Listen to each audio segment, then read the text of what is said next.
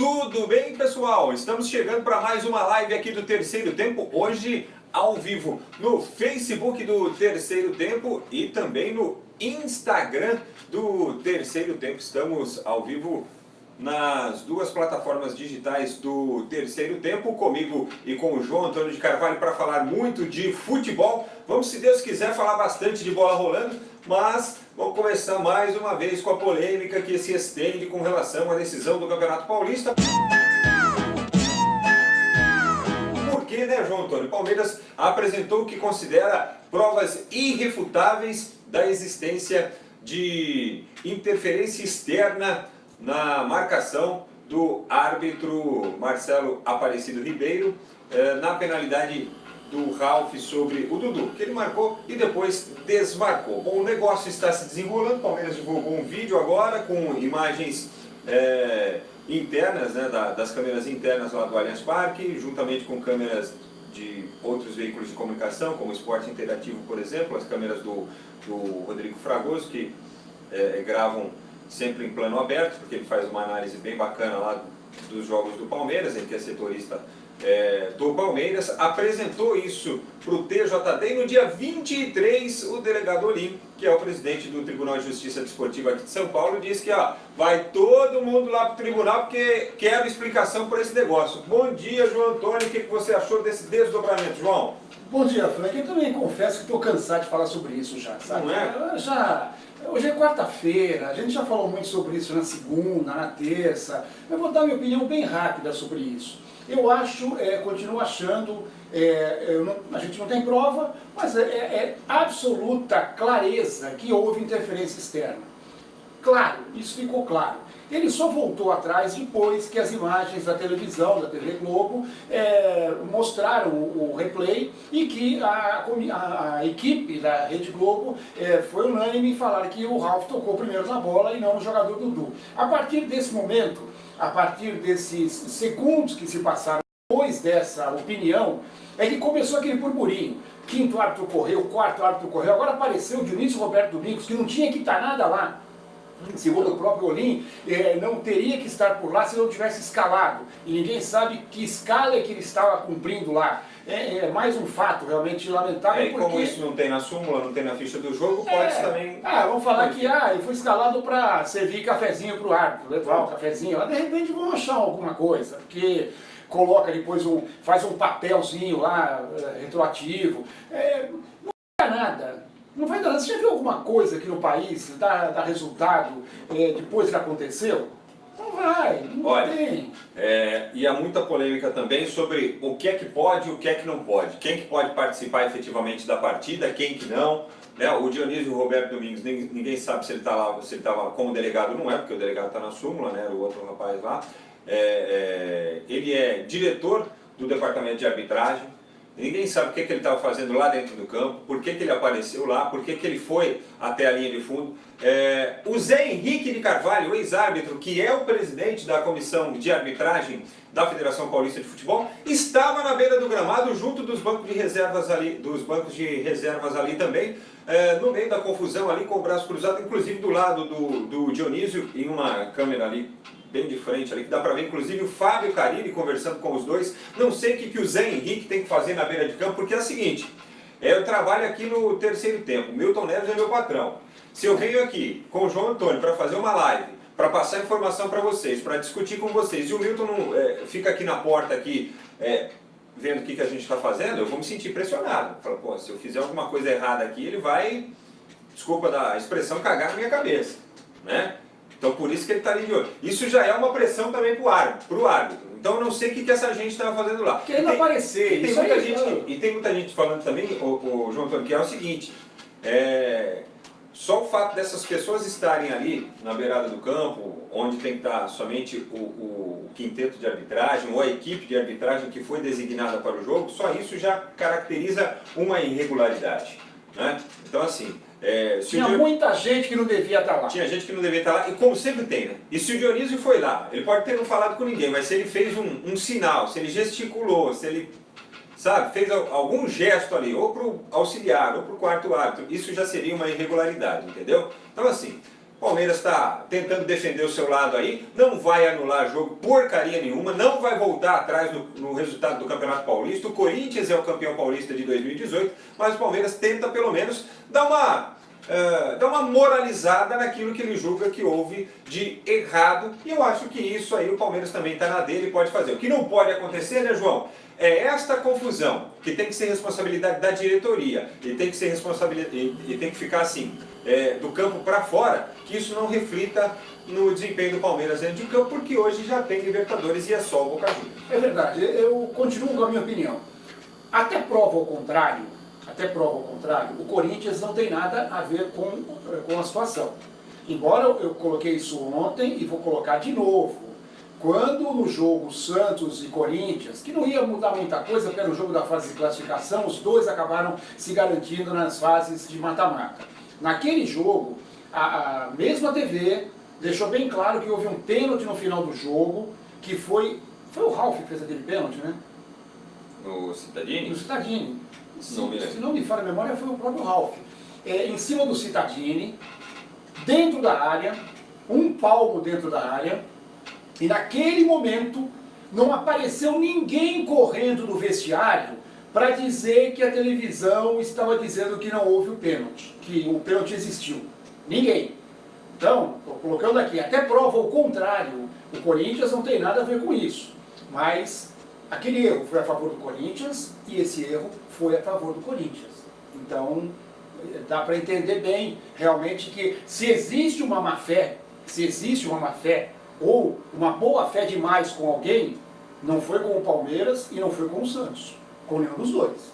Então, eu entendo que esse é um problema, e o resto, o Corinthians, o Carille deu um nó no Roger, o Roger foi mal, o Corinthians mereceu vencer o jogo, o Cássio pegou os pênaltis de forma que ele já vem fazendo há muito tempo. Então, no jogo, tudo bem, fora esse lance, só que esse lance mudou o contexto de todo um campeonato.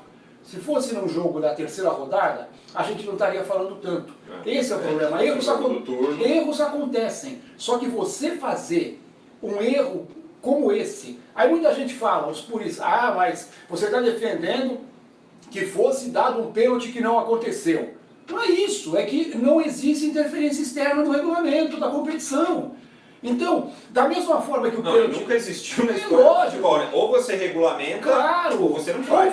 Ou você. Aí você defende, mas não foi pênalti, não poderia ter sido dado. Não, então... Isso é questionável também. Isso é no mínimo questionável, porque, primeiro, o árbitro foi convicto na marcação dele. E segundo, foram começar a falar que não era pênalti, depois de ver replay, ver isso, ver aquilo, e o árbitro lá no momento do jogo ele não tem replay, não tem nada disso. Então se a gente for começar a usar replay para analisar tudo, aí ele tem que analisar o jogo inteiro. O que foi, o que não foi, se houve pênalti anterior ele não marcou.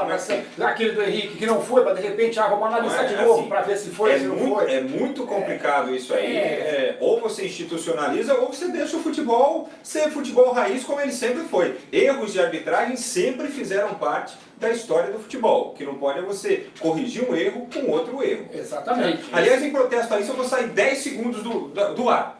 Eu acho exatamente isso. Eu acho que o problema foi acontecer isso numa final de campeonato. Porque aí você mancha uma final de campeonato, você mancha a competição inteira e você estraga o trabalho de praticamente 3 meses ou 4 meses de um time de futebol como foi o do Palmeiras. Já quero voltar então. Então, Frank, eu acho que não vai dar nada. Protestei. Acho que não vai dar nada. Não tem nem data para fazer outro jogo, não tem clima para fazer outro jogo. Nem deve. O Palmeiras está na dele, tem que reclamar mesmo. Acho que o Palmeiras tem que ir até o final. Até porque o jogo não vai voltar, mas se comprovarem isso, se ficar comprovado isso, tem que ter punição para todo mundo. Não vai voltar o jogo. Mas o Marcelo tem que ser punido, o quarto árbitro tem que ser punido, o quinto árbitro tem que ser punido, o seu Dionísio tem que ser punido, agora você falou do Zé Henrique, também tem que ser punido. Tem que punir quem fez essa papagaiada. Não foi o Corinthians, foram eles. Então que punam essas pessoas que estragaram o jogo de domingo. Bom, não vou mais falar sobre isso. Vamos falar em Palmeiras e Boca, então. Depois, a hora que tiver desdobramento, a gente fala mais sobre isso aí. Palmeiras tem que mostrar hoje dentro de campo que não tem reflexo de domingo. Com a bola rolando pelo menos. O Palmeiras tem que jogar bola, coisa que não fez domingo. O Corinthians foi melhor, foi superior. O Palmeiras teve algumas chances, mas nenhuma delas aquela chance claríssima de gol, aquela que falaram muito que teve aquele lance de cabeça no final. O jogador estava subindo, a bola subiu muito, foi muito alta. Não teve um lance daquele que o torcedor fala, nossa, esse aí não podia perder. Foram chutes de média distância, que o Cássio está lá para isso mesmo, conseguiu defender. Então o Palmeiras tem que tomar cuidado. Boca Juniors não é nenhum bicho-papão, mas é um time forte, é um time de camisa, é o líder do campeonato argentino, pode vir aí com o reforço do Tevez, pelo menos, ainda não se sabe, mas pelo menos no banco ele pode aparecer. É um time que tem um peso. O Palmeiras hoje não vai jogar contra... A pior coisa para o Palmeiras, isso antes da bola rolar, é ter um jogo contra o Boca Juniors depois dessa polêmica de domingo. Porque claramente os jogadores do Palmeiras estão ainda com a cabeça pensando naquele jogo, pensando na derrota, pensando nos pênaltis, pensando no lance que foi anulado. Então o Palmeiras vai entrar pressionado sim contra o Boca. Agora, claro que o Palmeiras tem time para ganhar, isso é lógico, e vai ter que mostrar isso. E aí, de repente, aí vai ser bom jogar com o Boca. Se o Palmeiras conseguir fazer um bom jogo com o Boca, vai apagar de vez, pelo menos para o time, para os jogadores, aquilo que aconteceu domingo. Ô, João Antônio, na Sul-Americana tem São Lourenço e Atlético Mineiro, joga lá na Argentina. O Atlético também derrotado no Campeonato Estadual. Tem Blooming e Bahia, jogo lá na Bolívia. E tem Fluminense e Nacional e Potosí. Esse jogo será no Rio de Janeiro. E Potosí é para lá nas alturas, né? Então o Fluminense tem que fazer o resultado já nesse primeiro jogo para... o Bahia joga lá nas alturas também, né? Bahia também. Santa Cruz é La Sierra, né? Não, só que o Bahia, assim, o Bahia tem o jogo da volta. O Fluminense é o contrário, né? Tem que fazer o resultado aqui para não correr risco de jogar contra a altitude lá. É a pressão que vai ter o Fluminense. Porque eu acho que, claro, o Fluminense é melhor do que o Potosí. Só que o problema do Fluminense é ter que fazer um resultado elástico. Para não se preocupar com o jogo de volta. Abrir mais. Isso, então, vamos dizer que se o jogo não fosse na altitude, o Fluminense é melhor do que o seu adversário, se o Fluminense ganhasse de 2-0, faria bom. Só que eu não sei se jogando na altitude, a gente viu o Vasco na Libertadores, que ganhou de 4 aqui, perdeu de 4 lá e quase que é eliminado se não fosse o Marquinhos Silva nos pênaltis. Então, jogar na altitude não é fácil. Aquele que fala, mas isso aí é desculpa, é balela, não é não. Não é. A bola corre mais, o ar fica rarefeito. Então o jogador que não está acostumado com isso, claro que num time, 11 jogadores, tem uns 2 ou 3 que tem uma fisiologia que aceita mais esse tipo de reação, mas a maioria não está acostumado, então é complicado. Acho que o Fluminense dos 3 jogos é o favorito mais disparado, só que tem a pressão de ter que ganhar de uma vantagem maior. Para não correr esse risco. Olha, daqui a pouco também, Liga dos Campeões da Europa, hein? Daqui a pouco os resultados da terça-feira, eliminação do Barcelona, grande partida da Roma e os jogos desta quarta-feira também em destaque aqui para você. O Dani Douglas diz o seguinte, o choro é livre, o Flávio Simões escreve aqui, freguês, Ivandro Andrade, o ano passado a Ponte Preta deu um baile, foi roubado também? Acho que tinha uma interrogação aqui, mas ele não colocou, né? Chora Pepas, Ed Carlos Pagodinho, chupa freguesia, engole o choro, o Adamo dos Anjos, o Palmeiras não quer o Paulista, mas sim provar que o futebol tem que mudar. Tem que dar uma moralizada também nas coisas, né? Para não, sabe? Para as pessoas de vez em quando também não acharem que tem um bando de idiotas do outro lado vendo as coisas, né? O Juscelino Souza também manda mensagem aqui, o Marcelo Ferreira, o Jorge Barreto, o Laudson, né? Isso, vai você também, Laudson. Grande abraço. Alexandre Souza, o Palmeiras que é dono da grana com a Crefisa e o Corinthians que compra a arbitragem? Eu não sei, alguém falou aqui do Corinthians comprando a arbitragem, Alexandre? Quem que falou isso aí? Manda mensagem aí pra gente. Juscelino Souza, Fernando Mendes, Roberto Riverino, que nome de craque, hein? Nome de cracaço, rapaz. Marcos Lopes, Renan da Silva Almeida, Ronaldo Santos, o Daniel Pereira Gomes, o Daniel perguntou se a gente sabe se tem alguma possibilidade do Mina retornar ao Palmeiras por empréstimo. Olha, no contrato que foi firmado entre Palmeiras e Barcelona, o Palmeiras tem uma prioridade em caso de um retorno do Mina, de uma possibilidade dele voltar para o futebol brasileiro, tá? Isso aí eu sei que existe. Copa do Brasil, hoje também a bola rola Na Copa do Brasil, quarta fase, Avaí e Goiás, Internacional e Vitória, Ponte Preta e Náutico. Destaque aqui, Ponte é a estreia oficial do Doriva no comando da Ponte Preta, mas Inter e Vitória promete ser um bom jogo também, hein, João Antônio? O Internacional... Outras duas equipes que naufragaram nos estaduais. Vai estrear no Campeonato Brasileiro no final de semana, vai reestrear, né? Então acho que o time está bem motivado para isso, né? É um jogo interessante, os dois não foram bem no Campeonato Estadual, o Inter caiu até antes, né? O Vitória chegou na final, perdeu os 2 jogos para o Bahia. Eu acho que dos 3 jogos não dá para apontar um favoritismo muito grande para nenhum deles.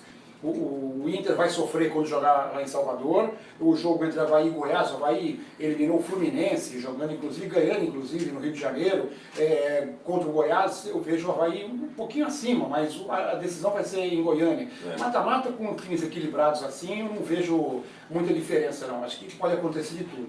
Bom, o Náutico campeão estadual, né? Assim como o Goiás e as outras equipes dos jogos de hoje. O Avaí não chegou nem na decisão lá em Santa Catarina, Internacional nem se fala, ficou nas quartas, né, para o Grêmio. Vitória foi vice-campeão baiano e a Ponte Preta foi a campeã do interior aqui em São Paulo, mas foi quase rebaixada durante o período regular do campeonato, durante a fase de classificação. Agora vamos lá, vamos para a Liga dos Campeões da Europa, porque deu gosto de ver ontem a equipe da Roma em campo e com uma curiosidade tremenda, né? 3-0, o resultado que precisava, depois da derrota por 4-1 lá em Barcelona, com a curiosidade que os 2 jogadores que marcaram gols contra na partida de ida fizeram a favor e ajudaram a Roma a se classificar, e o Alisson mais uma vez fez uma partida muito boa. Acho que não só os torcedores da Roma, o técnico Tite, cadê ele? Tá aqui, ó. O técnico Tite também ficou muito satisfeito, hein, João Antônio, com o que ele viu ontem do Alisson lá com a equipe da Roma. Apesar do 4-1 do primeiro jogo, o Alisson já tinha ido bem. Tomou 4 gols porque o Barcelona naquele dia acabou com a bola e o Alisson fez defesas importantes, inclusive, apesar do 4-1. Agora eu fico imaginando o Papa Francisco ontem, né? Ele olhava de um lado a Roma, não é que é o time dele, porque ele é argentino, né? Ele torce pelo São Lourenço, né? Mas ele olhava para um lado a Roma, vizinha dele lá e tal. Olhava para o outro e via o Messi. Aí ele falou assim, para quem eu vou torcer, né? Aí deu Roma, né? E realmente essa curiosidade, que o De Rossi fez o gol contra, e aí fez o gol de pênalti, o segundo gol, e ainda o Manolas, que tinha feito o outro gol contra naquele jogo, marcou o gol de cabeça. Eu não acreditava. Até a gente eu coloquei que mesmo o jogo sendo em Roma, eu acreditava numa vitória da Roma. Mas não acreditava no 3-0, o Barcelona jogou muito mal, foi envolvido desde o início, dizer que fez gol logo no comecinho, e foi uma surpresa, tanto que os jornais espanhóis colocaram na sua capa fracasso, não, o de hoje, fracasso, críticas enormes ao Barcelona, decepção total, porque ninguém esperava essa classificação na Roma.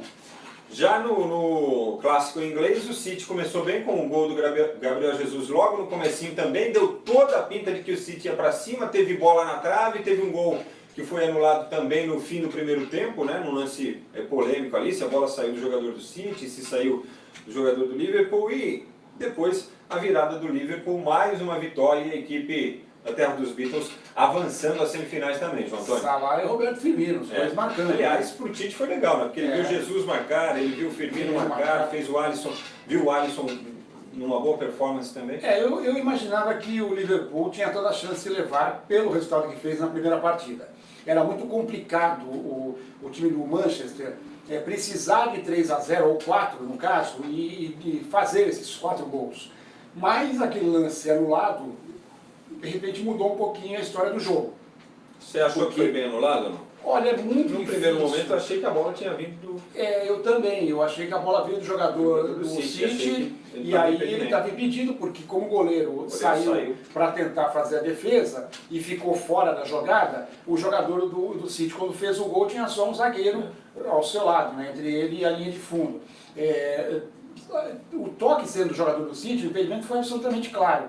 Mas aí, se houve um toque do jogador do Liverpool, mudaria toda a história. Então acho que esse lance foi capital na partida, porque se o City vai para o vestiário com 2-0, ele ia ter uma tranquilidade maior no segundo tempo para continuar pressionando e fazer o terceiro. Com 1-0 apenas, ele saiu, se abriu muito, que tinha que se abrir, não tinha outro jeito. E foi um erro, né? Ninguém veio avisar o árbitro. Não, ninguém. O pessoal estava tão preocupado, né, aqui em São Paulo, que ninguém foi lá para essa eu fiz para provocar, gente, só para receber mais cacete aqui nas mensagens. Aqui. Vamos dizer que tenha acontecido erro, que o toque foi realmente do Liverpool, ninguém entrou lá, ninguém avisou, ninguém falou que estava errado, e mesmo com o Guardiola reclamando dos horrores. O Guardiola foi expulso, inclusive, por causa das reclamações no intervalo, assistiu todo o jogo no segundo tempo das arquibancadas lá, coçando a cabeça. Agora, realmente, quando começou o segundo tempo com 1-0 só, era normal, o City tinha que sair para o jogo, primeiro já estava cansado, porque tinha dominado o primeiro tempo inteiro, jogou numa velocidade tremenda. Aí no segundo tempo, cansado, tendo que forçar para fazer o segundo, depois um terceiro ainda, é lógico que ia abrir espaços. E o Liverpool tem um contra-ataque muito rápido, o Salah é um jogador de muita velocidade, fez um golaço, Firmino fez o segundo, classificação justa. Justa porque o Liverpool ganhou os 2 jogos e acabou sendo superior mesmo. Vamos falar dos jogos de hoje. Antes, só abraçar o Edmilson Filho, que escreve aqui: Palmeiras não tem Mundial. O Antônio Cessa Neto: apito amigo que a imprensa covarde tenta blindar. Ô louco. Marcos Oliveira: jogamos água no chope dos caras, ó, da porcada, ele diz aqui. O Tevez vai matar saudades, diz o Fernando Mendes. Nome de cantor, hein? Álamo dos Anjos... que isso, rapaz?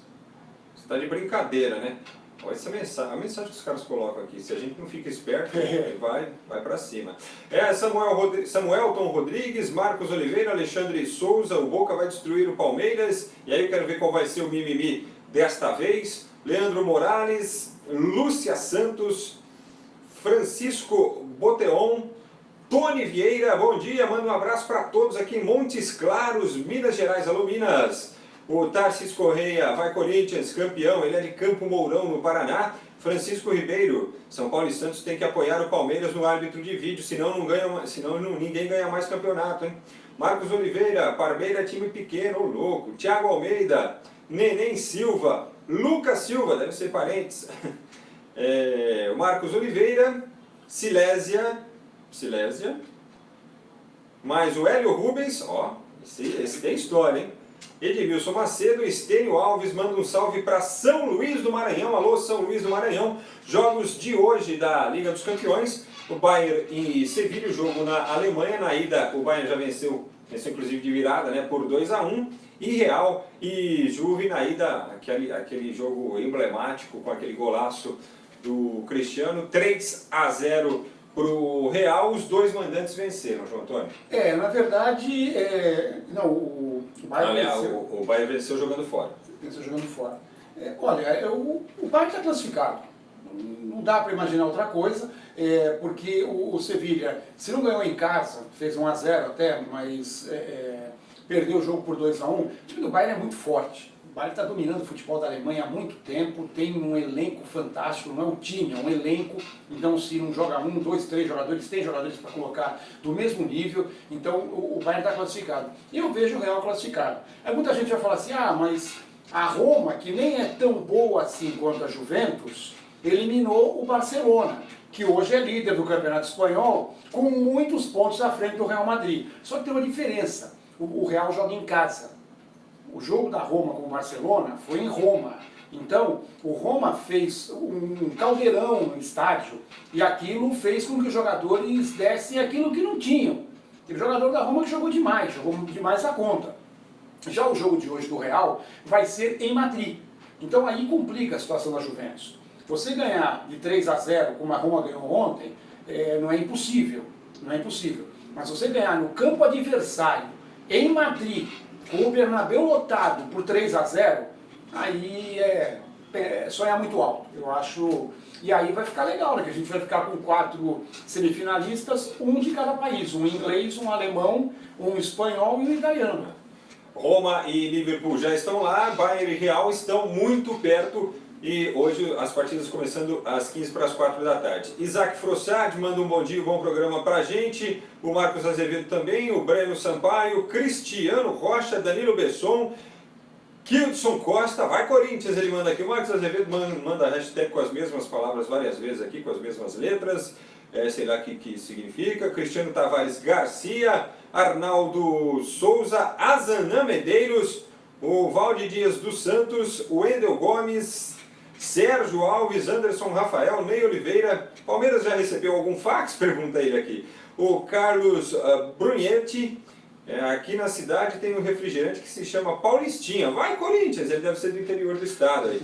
O Fernando Lemos, o árbitro já deu várias entrevistas alegando que não houve interferência externa. Então ele é um mentiroso canalha? Não sei. Sei que na segunda-feira houve uma preocupação extrema até do árbitro em esclarecer este assunto. O que não é normal. Agora, eu não esperava que ele viesse a público, concedesse entrevistas na segunda-feira e dissesse: não, o rapaz viu lá na televisão e me avisou e eu voltei atrás. Eu não esperava que ele dissesse isso, né? Agora, cada um com a sua consciência e a verdade tem que prevalecer sempre. Só acho isso aí. Se ele estiver certo, parabéns para ele, vai todo mundo aplaudir.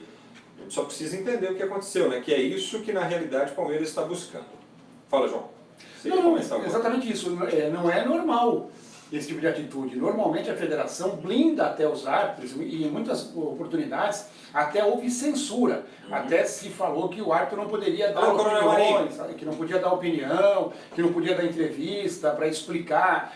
Alguns anos era comum esse veto a entrevistas, né? E aí, num momento como esse, o cara vai lá e fala até para a Rádio Muzambinho, se o Milton estivesse aqui, né? Então, queria muito falar, né? Francelino Nascimento, grande abraço a você. José Neto Fernandes, Antônio da Cruz, Matheus Fanquin, Leandro Batista, Vitor da Silva, o tio Carlos Rocha, William Magalhães, Eduardo Lima, Felipe Silva. O Barcelona foi para o Parmeira ontem, ele escreve aqui. Lu Reis, o futebol brasileiro é uma vergonha. Eduardo Lima, o Juninho Paes, o Ney Oliveira, Hugo Henrique, Elisvan Ferreira Oliveira manda um abraço aí, ele é de Goianésia, em Goiás. Alô, Planalto Central, alô, Goiás. Isidro Colque, o Will, Francisco Ribeiro e muita gente participando conosco, graças a Deus, mais uma vez, da nossa live aqui no Terceiro Tempo, no Facebook e também no Instagram, mais tarde editada no Terceiro Tempo TV, o nosso canal no YouTube. Corre lá e se inscreva, tá bom? Destaque olímpico, João Antônio. Olha, são alguns destaques. O primeiro deles hoje tem futebol feminino, Copa América. O Brasil ganhou duas já, inclusive 8-0 no Equador. E hoje pega a Venezuela, que também está invicta. Os dois times, as duas seleções têm duas vitórias. Hoje é o terceiro jogo do Brasil. Lembrando que se o Brasil ganhar o título da Copa América Feminina, garante vaga para Tóquio em 2020. E no handebol feminino, a seleção juvenil do Brasil está disputando o PAN da modalidade em Buenos Aires e estreou ganhando ontem, 26-23 do Chile. Hoje faz a segunda partida, vale vaga para o Mundial Juvenil de Handebol. E uma notícia triste para o vôlei, para o esporte, né? Acabou a parceria de 9 anos da Nestlé com a equipe de Osasco, no voleibol feminino. A equipe foi duas vezes campeã da Superliga nesse período, 2009, 2010, 2011, 2012, ganhou 3 Copas do Brasil, ganhou 4 Sul-Americanos, ganhou um título mundial interclubes, mas a patrocinadora já tinha no contrato que poderia acabar com o patrocínio no primeiro semestre desse ano. Agora vamos torcer para que a cidade de Osasco, o município de Osasco, consiga um novo patrocinador para manter o time, que a gente sabe que o trabalho lá é muito legal, muito bem feito. O Luiz Omar Moura é o técnico, né? Tem a recordista em pontos da Superliga, que é a Dandara, em pontos no geral, ela passou a Sheila e em pontos numa partida, que ela bateu o recorde dela mesma outro dia, né? É triste. Por outro lado, a Inodê acabou confirmando que fica mais um ano com o patrocínio do Barueri do Zé Roberto Guimarães. O que é importante. Agora, me lembro que 9 anos atrás aconteceu a mesma coisa lá em Osasco quando o Bradesco parou de investir na equipe principal, né? Continuou há algum tempo ainda, não sei se ainda está, com as categorias de base, né? E depois saiu, houve uma movimentação muito forte lá em Osasco, e aí veio a Nestlé e trouxe esse patrocínio que durou até hoje. Vamos esperar que isso se repita. Osasco é reconhecidamente a cidade aqui da Grande São Paulo, a cidade do vôlei feminino, né? Sempre teve característica esse investimento. Para o esporte isso é fundamental. Tomara que Osasco se mobilize mais uma vez e que os empresários possam aparecer lá para dar continuidade a esse trabalho que é histórico e que faz parte do voleibol nacional de uma forma muito concreta, né? Então boa sorte aí, Osasco, vamos torcer para que as coisas deem certo. Ney Oliveira, só para finalizar aqui, ó, sobre o São Paulo, quais as notícias tem aí? O Gonçalo Carneiro estreia quando? Olha, quando ele estreia eu não sei, eu sei que o Diego Souza nem relacionado foi para o jogo contra o Rosário Central, que será amanhã pela Sul-Americana, lá na Argentina, tá bom? Então ele a gente fala mais, né? deve encabeçar a lista de dispensas aí, se é que ela possa existir, né? Diego Alves, Felipe Silva, mande um salve para Mauá. Alô Mauá, alô minha Mauá querida! E depois a gente explica também o caso do Carneiro, do Gonzalo Carneiro, que tem muita gente achando estranho, por que o São Paulo se antecipou e pagou um valor à equipe uruguaia, sendo que no meio do ano já ficaria livre. Poderia assinar. Já poderia assinar, mas eu vou até falar agora. O São Paulo pagou 800 mil, só que o clube formador, ele ganha um valor na transação. Então, de qualquer forma, o São Paulo teria que pagar um valor para o time uruguaio, que seria, parece que 600 mil, numa negociação como essa. E aí, o São Paulo resolveu, já que ia pagar isso mesmo, e pagou um pouquinho mais só, quer dizer, foi pouco. Então é só para explicar que tem muita gente que começa a criticar, fala assim, mas pô, por que deu dinheiro se o jogador saía de graça no meio do ano? Mais à frente, se o São Paulo ainda vendeu, negociar o jogador, o defensor ainda ganha mais um percentual. Esse percentual ele vai, com as negociações, ele vai reduzindo, né? Então foi isso, só para explicar, porque tem muita gente, quando de repente existe algum erro da diretoria, ele fala que errou. É o mesmo caso do Kaká, o Kaká ia ser liberado e o São Paulo teve que aceitar um valor que era menor do que o mercado para o Kaká naquela oportunidade, porque o São Paulo ficaria sem ele ia ficar de graça depois de uns meses. Então o São Paulo naquela oportunidade também vendeu o Kaká por pouco, porque perderia o jogador. Então é bom falar isso, porque muitas vezes a gente fala, mas a crítica ao dirigente, quando ele erra, a gente tem que falar por aqui. Mas quando tem uma explicação, a gente também tem que deixar bem claro para o torcedor não ficar depois pegando no pé. É isso aí, João Antônio. O Will Denigres, mande um grande abraço para Mogi Guaçu. Alô, Mogi Guaçu, alô toda a região, hein? Mogi Guaçu, Mogi Mirim, Itapira, Pinhal, São João da Boa Vista mais para frente. Alô todo mundo! O Francisco Ribeiro dá notícias do Bruno Henrique dos Santos. Rapaz, o Bruno Henrique foi para a Alemanha continuar a realização de exames, lembrando que ele já foi para os Estados Unidos. O negócio lá está complicado, viu? É uma pena. E o Lucas Silva também mandando um abraço pra gente aqui. Um abraço a todos que participaram, as mensagens não param de pipocar por aqui. Obrigado mais uma vez pela audiência à nossa live. E tá pegando, hein? A live tá pegando, hein? Tá todo mundo ligado na live do Terceiro Tempo diariamente aqui, comigo, com o João Antônio, com o Milton Neves também, quando o Milton está por aqui e quando tem polêmica para ele participar, né? O Lucas Lima joga hoje? O Lucas Lima... Já acharam ele? Com certeza ele vai estar por lá, né? Ainda fez parte da seleção do campeonato ainda. Salve, gente! Amanhã a gente fala mais do jogo do Palmeiras hoje na Libertadores, das partidas de amanhã. Amanhã tem o Tricolor em campo na Sul-Americana. Obrigado, viu? E os classificados, os semifinalistas da Liga dos Campeões da Europa. Até a próxima, pessoal. Fiquem com Deus aí. Tchau. Grande abraço, feliz quarta-feira para todo mundo.